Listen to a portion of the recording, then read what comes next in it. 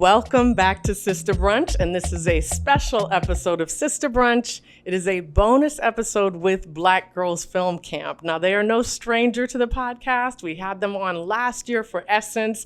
Our co-host with me today has been here before, so I will not even spend more time other than to say that welcome back, Avery Kelley. Thank you for having me. It's great to be in person rather than over a Zoom call. Isn't it so nice? It's so nice. I get to give her a hug. We got to hug, yes. So and fantastic. You have an auntie now, as you know, just one of many aunties that you have here.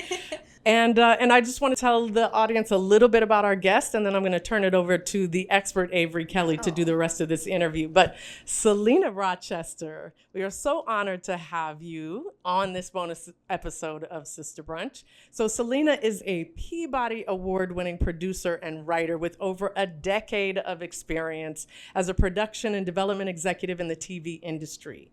Known for her work on major unscripted series like The Real Housewives of Atlanta and New York. Y'all know you watch those. Married to Medicine and $1 Million Listing Los Angeles, and the critically acclaimed documentary The Rebellious Life of Mrs. Rosa Parks, which we've had a few guests now that have worked on projects about Rosa Parks. Salena knows how to transform original ideas into powerful programming. She has produced for various networks from Bravo, E! To Peacock, and she continues to shape the landscape of TV with her impactful approach to content. Welcome, and now I'm going to pass it over to Avery Kelley, whose film for Black Girls Film Camp was The All Around. So I don't know if you want to talk about that a little bit and then get into the interview. I'll talk about it very briefly. My film, The All Arounds, that I made with Black Girls Film Camp, such a fantastic thing to be able to work on. It was a project that was able to focus on Black sisterhood and be able to talk about the Black community, and of course Double Dutch, something that is heavily rooted in the Black community. So it was really good to be able to touch on that and do such an amazing project with Black Girls Film Camp. But now on to you. First off, that resume is loaded, stacked, and it is so cool to be able to hear everything that you're doing. I know that it was talked about how you are a producer, an executive in unscripted content, but you're also a writer as well, so you've dabbled in scripted content. So what would you say are some major differences that you've noticed between the two of working on unscripted content and scripted content? Well, first I want to say thank you for having me. I love this organization. I'm really happy to do this interview. Oh, thank you. Yeah.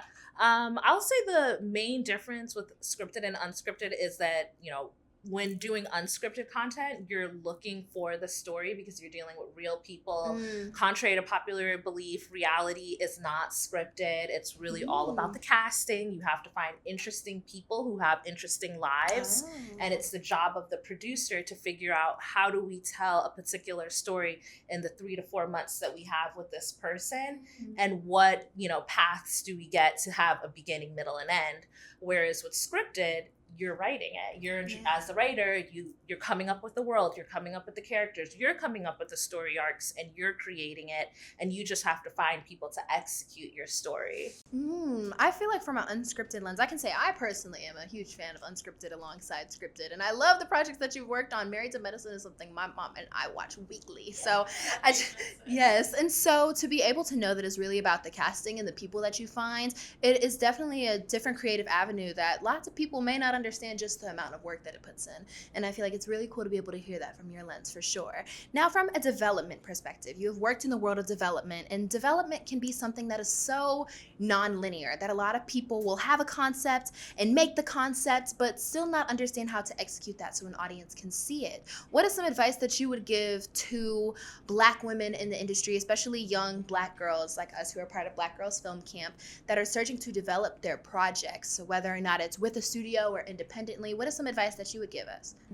I would say, one, know your audience. You may have an idea, and your idea would only be suited for certain networks or certain studios, so you wouldn't go to MTV with a super serious, The Rebellious Life of Mrs. Rosa Parks couldn't be pitched to MTV because that's just not their content. So that's first and foremost. A lot of times people will think that they have an interesting idea and just pitch it wide, but it's really just thinking about who this idea is for. And then getting help if you are a first-time person trying to get your project made, reaching out to a production company who can open up that door to a network or who can give you resources like building out a deck, bringing on people.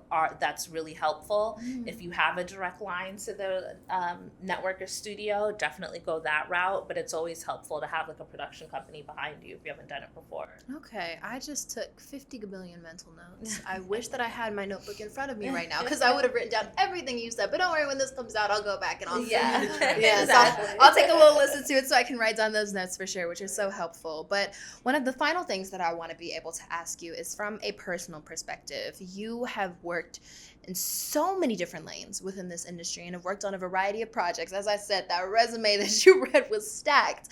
But personal goal-wise, what is a type of project, unscripted or scripted, or a specific topic that you would really like to dive into with your work, whether or not it's a passion project that you would really want to work on? But what are some future goals that you have for yourself in your career?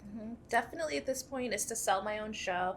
I spent so many years as a buyer, which is great. I loved, working on shows for the network, all of those shows, but now I want to create my own. And so my goal, is to sell one of my shows. And so I'm out there as a seller pitching left and right, but hopefully Buckhead Prep will be a show and a project that will make it to air one day. Yes. Okay. Salena, I am so sorry that we have to cut this short. This was just a little teaser. We will absolutely have you back on the show for a full episode. Hopefully Avery will come back with us. Of course. We have to point out that your nails match the Black Girls Film Camp theme.